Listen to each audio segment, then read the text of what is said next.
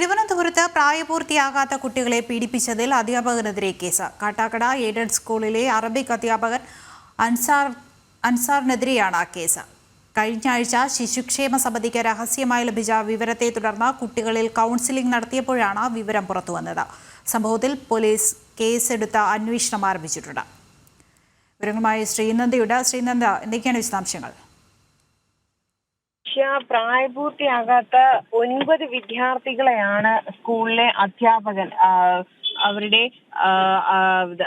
അധ്യാപകനായ അൻസാർ പീഡിപ്പിച്ചതായി ഇപ്പോൾ വിവരം ലഭിച്ചിരിക്കുന്നത്. കാട്ടാക്കട കഴിഞ്ഞ ആഴ്ച PWC രഹസ്യമായി ലഭിച്ച വിവരത്തെ തുടർന്ന് അവരുടെ അന്വേഷണത്തിലാണ് ഈ 8ലധികം കുട്ടികളെ അറബിക് അധ്യാപകൻ അൻസാരി പീഡിപ്പിച്ചതായി വിവരം ലഭിച്ചിരിക്കുന്നത്.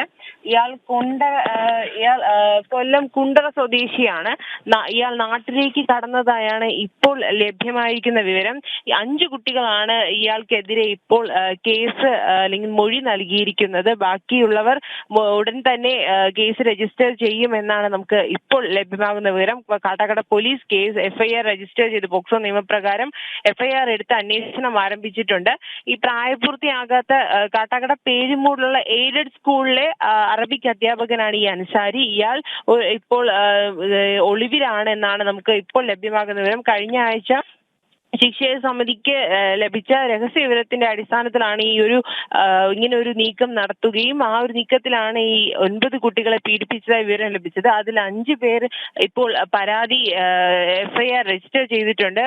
ഈ 5 പേരുടെ പരാതിയിൽ ഇയാൾക്കെതിരെ പോലീസ് അന്വേഷണം കർശനമാക്കിയിരിക്കുകയാണ്. എന്നാൽ ഇയാളിപ്പോൾ എവിടെയാണെന്നോ എന്തും ഒരു വിവരവും തന്നെ ലഭ്യമായിട്ടില്ല. എയ്ഡഡ് സ്കൂൾ അധ്യാപകനാണ്. ഇതിനു മുൻപും ഇയാൾക്കെതിരെ സമാനമായ കുറ്റകൃത്യങ്ങൾ ഉള്ളതായി പോലീസ് പറയുന്നു. ഇയാൾക്കെതിരെ ഇങ്ങനെ കുറച്ച് പ്രശ്നങ്ങൾ പോലീസ് മുൻപും ഇയാൾക്കെതിരെ കേസുകൾ ഉള്ളതായി പോലീസിന്റെ അന്വേഷണത്തിൽ തെളിഞ്ഞിട്ടുണ്ട്. കാട്ടാക്കട പോലീസ് ഇപ്പോൾ FIR എടുത്ത് കേസ് അന്വേഷിച്ചുകൊണ്ടിരിക്കുകയാണ്. വിവരങ്ങൾ നൽകിയത്. പ്രായപൂർത്തിയാകാത്ത കുട്ടികളെ പീഡിപ്പിച്ചതിലാണ് അധ്യാപകനെതിരെ കേസെടുത്തിരിക്കുന്നത്. കാട്ടാക്കടയിലെ എയ്ഡഡ് സ്കൂളിലെ അറബിക് അധ്യാപകൻ അൻസാരിക്കെതിരെയാണ് കേസെടുത്ത് അന്വേഷണം ആരംഭിച്ചിരിക്കുന്നത്.